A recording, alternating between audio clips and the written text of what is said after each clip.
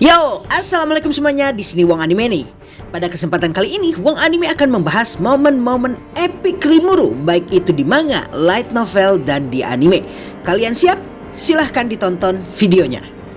Baiklah, sebelum ke video pembahasan, Wong Anime ingatkan kepada kalian untuk yang tidak ingin ketinggalan video-video terbaru Wong Anime, jangan lupa untuk subscribe dan bunyikan tombol notifikasi. Dan jika kalian menyukai video ini, jangan lupa untuk like dan share kepada teman-teman kalian, oke?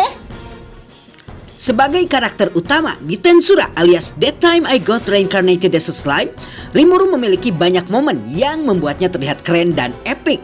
Walaupun Wong Anime akui banyak juga momen-momen di light novel dan manga yang membuat Rimuru agak sedikit blow on.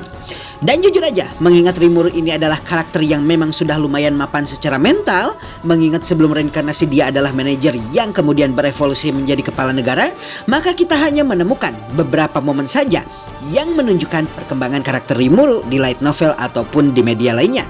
Dan light novel, manga, dan anime pun justru jauh lebih memfokuskan atau memberikan highlight perkembangan karakternya pada tokoh-tokoh sampingan dan justru lebih menitik beratkan pada world building dan nation building atau aspek pembangunan negara dan dunia.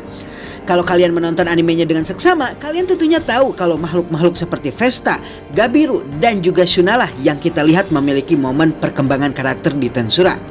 Terlepas dari fakta tersebut, Wong Anime akui beberapa momen karakter development Rimuru yang hanya sedikit ini bisa dieksekusi dengan sangat luar biasa, sehingga kelihatan sangat epic dan keren. Nah, berikut ini Wong Anime telah menyusun 7 momen paling epic Rimuru, baik itu di light novel, manga, ataupun anime. 1. Kau akan mati. Peristiwa penyerangan Oak Lord, Geld, dan para tentara Oak yang berada di bawahnya memakan banyak sekali korban di hutan Jura. Di antara mereka, korban yang paling fatal adalah hancurnya desa Ogre dan hampir terbantainya seluruh penduduk desa tersebut yang pada akhirnya menyisakan 6 orang saja.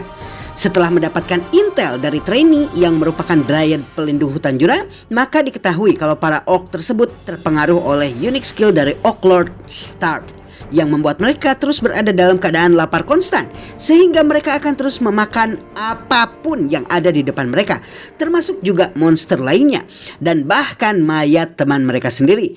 Maka Rimuru pun kemudian menjalin persekutuan dengan para ogre yang selamat dan para lizardmen yang juga terancam dengan keberadaan mereka. Ketika pada akhirnya para pasukan Rimuru dan Rimuru sendiri sampai di tempat lizardmen yang hampir dihancurkan oleh para Oak, Rimuru kemudian menghadapi Oak Lord Geld yang lalu berevolusi menjadi Oak Disaster. Nah, dalam pertempuran ini Rimuru menegaskan satu hal ketika baik Oak Disaster dan Rimuru saling memakan satu sama lain. Dia memberitahukan kepada Geld bahwa dia pasti mati. Di sini jelas sekali kalau Rimuru tidaklah main-main. Dia tidak sedang main negara-negaraan ketika membangun negaranya, sehingga dia akan menghancurkan siapapun yang akan mengganggu negaranya. Selain itu, Orc dan para tentaranya jelas sekali telah melakukan banyak sekali dosa. Dan bukan cuma itu, potensi unique skill Starve yang akan terus memakan siapapun mesti dihentikan dan membunuh Orc Disaster Guild adalah solusinya. Maka di sini kita bisa lihat momen epic Rimuru pertama di mana dia mengatakan kalau Geld akan mati. Namun Rimuru kemudian memberitahukan kepada Geld kalau dosa para Orc yang ada di bawahnya akan Rimuru makan dan mereka akan menjadi tanggungannya, sehingga Geld pada akhirnya mati dengan tenang. Di momen ini Wong Anime memasukkan apa yang Rimuru lakukan sebagai momen epic dikarenakan dia melakukan dua hal yang memang harus dilakukan oleh pemimpin suatu negara secara bersamaan, yaitu ketegasan dalam hukuman dan ampunan bagi mereka yang berhak mendapatkannya. 2. Megiddo. Jelas sekali kalau dalam peristiwa ini Rimuru melakukan kesalahan besar yang membuat negaranya diserang dan dibantai habis oleh persekutuan gereja suci barat dan pasukan negara Falmouth. Dia terlalu banyak menghabiskan waktunya di negara lain dan terlalu nyaman berada di sekeliling para manusia yang dulu merupakan bekas rasnya. Ketika dia kembali dan melihat kalau para penduduk Tempest termasuk Sion dan Gobzo dibantai, maka dia bisa merasakan kalau jiwanya hampir keluar dari tubuhnya dan dia tahu kalau kesalahannya sangat besar. Maka untuk itu dia berusaha menghidupkan kembali Sion dan yang lain.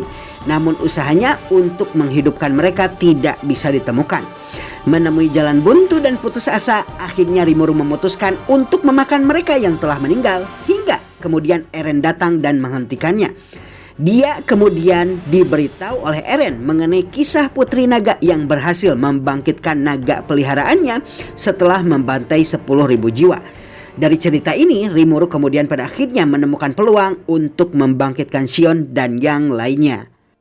Setelah rencana penyerangan berhasil disusun dan 20.000 tentara Falmouth dikonfirmasi menuju ke Tempest, maka Rimuru kemudian menunggu kristal-kristal penyangga Holyfield untuk dihancurkan oleh pasukannya sambil memformulasikan sebuah sihir yang bisa diaktifkan di dalam anti-magic area.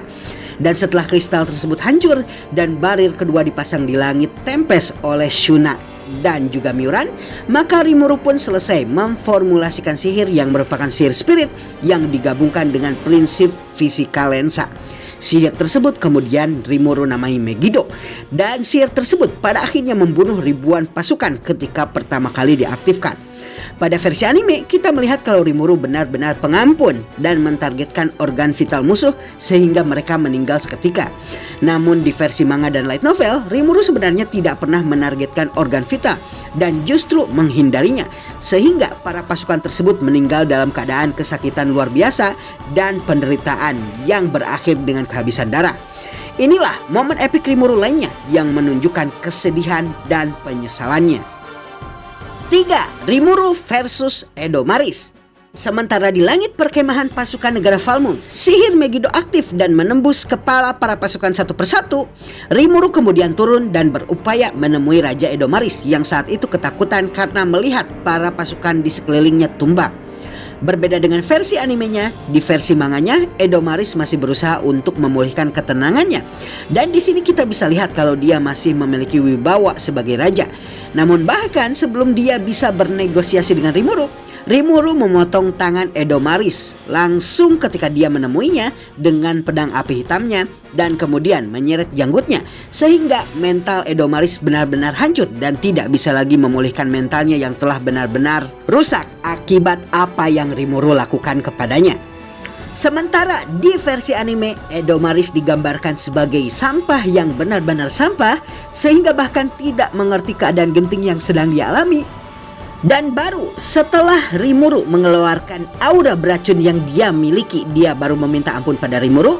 Pada versi anime pula, Rimuru menggunakan Megiddo dan baru menggunakan bara api hitam untuk menghentikan pendarahan tangan Edomaris yang putus daripada ditebas oleh pedang seperti yang terjadi di manga.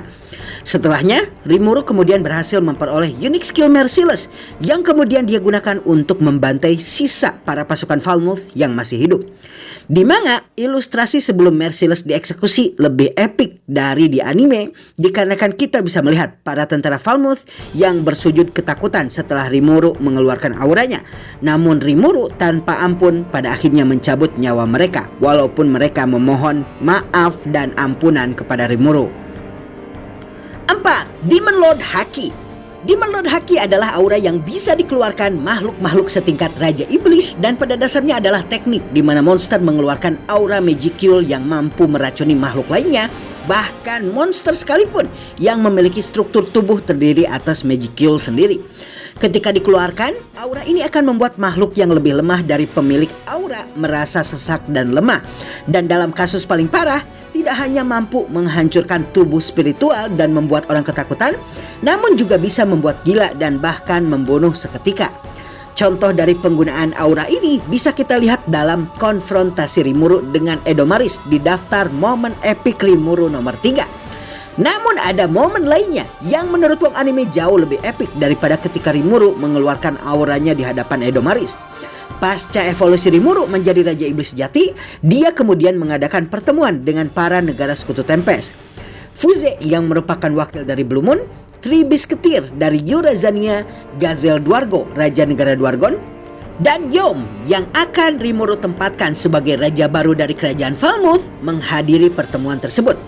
Selain mereka, ada juga Erald Grimwald yang merupakan Archduke negara Elf Sarion dan ayah kandung Eren yang pada mulanya hanya ingin menjadi pengamat terlebih dahulu sebelum kemudian memutuskan sikap negara Sarion terhadap Tempest. Pada pertemuan ini kelihatan sekali kalau Erald bimbang akan keputusan apa yang akan dia ambil. Rimuru juga kasihan melihat kalau pembelaan Erald atas Eren yang mendorong Rimuru menjadi Raja Iblis sejati ternyata tidak terlalu diapresiasi dengan baik oleh Eren anaknya. Untuk membuat Erald bisa menentukan keputusannya, Rimuru kemudian mengeluarkan Demon Lord Haki atau aura Raja Iblis sambil bertanya kepada Erald keputusan apa yang akan dia ambil. Pengeluaran aura ini penting dan bertujuan untuk membuat Erald bisa memutuskan sesegera mungkin dan mensirnakan kebimbangannya. Erald yang merasakan aura Raja Iblis yang padat mengelilingi dirinya kemudian bertanya to the point kepada Rimuru mengenai apa tujuannya. Rimuru kemudian menjawab kalau dia ingin menciptakan negara di mana semua makhluk penghuninya bahagia. Mendengar jawaban yang lumayan idealis, Erald kemudian berusaha bersikap realistis. Namun Rimuru kemudian mengatakan bahwa kekuatan tanpa idealisme adalah fana, sedangkan idealisme tanpa kekuatan adalah sia-sia. Mendengar perkataan dari Raja Iblis yang ternyata mengerti tentang karma, Erald kemudian tertawa dan memutuskan dengan pasti kalau Sarion akan bersekutu dengan Rimuru. Nah, yang Wong Anime sayangkan di sini adalah eksekusi di manga jauh lebih baik dari anime ketika momen ini diadaptasikan, sehingga momen ini terlihat kurang epik ketika diperlihatkan di animenya. 5. Rimuru menendang furnitur part 1. Pada peristiwa pertemuan Walpurgis yang Rimuru ikuti, jelas sekali kalau Rimuru sangat marah dengan Clayman dan secara tegas dia mengatakan kepada para bawahannya kalau Clayman akan dia habisi saat ini juga. Pada pertemuan tersebut, seperti yang Rimuru prediksi, Clayman pada akhirnya menggunakan argumen bahwa Rimuru membunuh Mioran untuk menyudutkan Rimuru. Namun kemudian Rimuru mengatakan kepada Clayman kalau Mioran masih hidup dan kalau dia mau, dia bisa membawa Mioran ke hadapannya sebagai saksi. Bukan cuma itu, Rimuru juga memberikan argumen lain untuk membalikan argumen Clayman dan mengatakan bahwa Clayman lah yang justru melakukan penyerangan pada Tempest dengan menggunakan Charybdis. Dan Rimuru kemudian menggunakan rekaman Yamza yang dipaksa Clayman untuk menelan inti Charybdis sebagai bukti. Ini berarti Clayman telah melakukan pelanggaran perjanjian para Raja Iblis yang sebelumnya dikatakan bahwa mereka tidak boleh menyerang hutan Jura. Melihat kalau Clayman tidak bisa berkilah lagi, Clayman kemudian berusaha menggunakan kemampuan brainwash-nya yang ternyata telah dia gunakan sejak awal dia bicara. Sementara dia terus berusaha meyakinkan para Raja Iblis lainnya dengan mengatakan omong kosong bahwa Rimuru telah mengotori nama baik para Raja Iblis. Muak dengan perkataan Clayman, Rimuru kemudian menendang kursi ke arah Clayman dan mengatakan kalau dia akan membunuh Clayman. Nah, perkataan selanjutnya yang Rimuru katakan di pertemuan ini adalah merupakan salah satu momen paling epik dari Rimuru. Dia mengatakan di hadapan para Raja Iblis tanpa takut pada mereka sedikit pun bahwa tidak peduli mau mereka Raja Iblis ataupun Gereja Suci Barat. Kalau mereka menghalangi jalan yang telah Rimuru ambil, maka Rimuru akan habisi mereka sehancur-hancurnya. Dan momen epik ini memulai pembantaian Rimuru terhadap Clayman di jamuan Walpurgis. 6. Rimuru menendang furnitur part 2. Setelah berita mengenai Rimuru menjadi Raja Iblis sejati dan merupakan anggota dari Octagram tersebar, maka banyak pihak mulai memperhitungkan keberadaan Raja Iblis baru ini. Beberapa bersikap waspada, beberapa lainnya meremehkan Rimuru karena dia merupakan Raja Iblis baru. Sikap mereka kemudian mulai berubah ketika dua peristiwa penting yang melibatkan Tempest terjadi. Pertama adalah peristiwa konfrontasi antara Kekaisaran Lubelius dengan Tempest yang berakhir dengan perdamaian antara kedua belah pihak, dan ini membuka harapan kalau manusia akan bisa berhubungan baik dengan monster, mengingat ajaran Gereja Barat yang sebelumnya sangat keras terhadap para monster pun justru malah berdamai dengan Tempest. Dan ini tentunya membuka dialog antara pihak manusia dan pihak monster yang sebelumnya bermusuhan. Peristiwa kedua yang membuat persepsi tersebut adalah tentu saja Festival Tempest, yang mana peristiwa ini adalah peristiwa di mana Rimuru memamerkan seluruh kemajuan iptek, kultur, dan riset Tempest dengan mengundang seluruh bangsawan dan pemimpin negara barat dan negara superpower lain. Bahkan Elmesia Elur Sarion, Maharani dinasti Sarion yang hampir tidak pernah muncul di publik pun keluar. Dan ini pada akhirnya menunjukkan kepada publik bahwa walaupun Rimuru dijuluki newbie, dan merupakan pendatang baru di organisasi Raja Iblis. Namun setelah festival, para pengamat politik pada akhirnya yakin kalau Tempest adalah negara superpower dengan segala fasilitas yang ada di dalamnya. Dan julukan newbie tidak sesuai dengan Rimuru sama sekali. Tidak hanya itu, Rimuru juga menegaskan kalau dirinya adalah bekas reinkarnator manusia.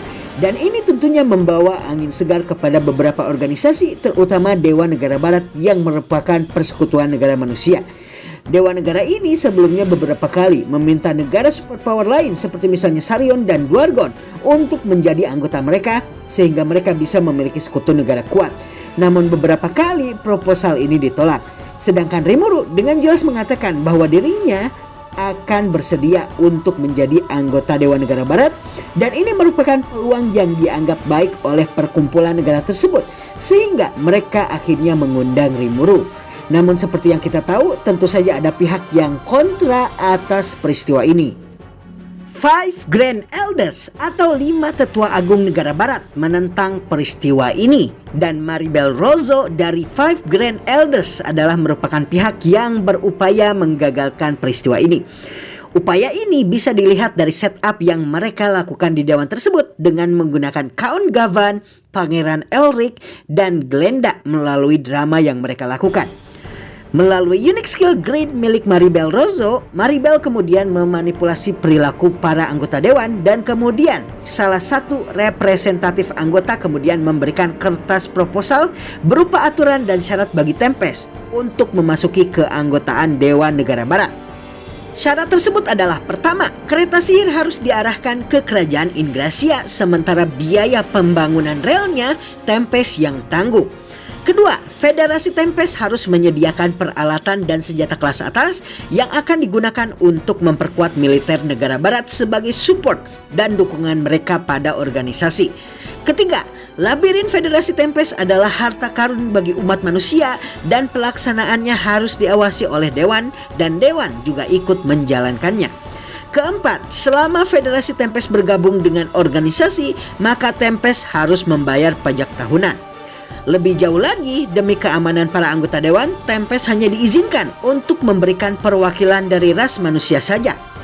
Rimuru tidak meneruskan membaca teks tersebut karena pemikiran rasionalnya sudah tidak berjalan dengan isi semena-mena dari teks tersebut, dan dia langsung menendang meja yang ada di hadapannya hingga terbang ke langit, dan kemudian mengatakan kepada para anggota dewan kalau mereka tidak memiliki kekuatan untuk memaksa Raja Iblis seperti dirinya melakukan apa yang mereka lakukan saat ini. Setelahnya, Rimuru kemudian mendeteksi bahwa para anggota dewan dipengaruhi oleh unique skill, sehingga kemudian Rimuru berhasil melepaskan mereka dari pengaruh brainwash tersebut. 7. Jangan mati. Momen epik terakhir yang Rimuru lakukan terjadi ketika invasi Kekaisaran Timur gelombang kedua terjadi. Pada peristiwa ini, Tempest mengalami kekalahan taktis telak setelah sebelumnya Tempest berhasil memenangkan pertempuran melawan Kekaisaran pada invasi gelombang pertama.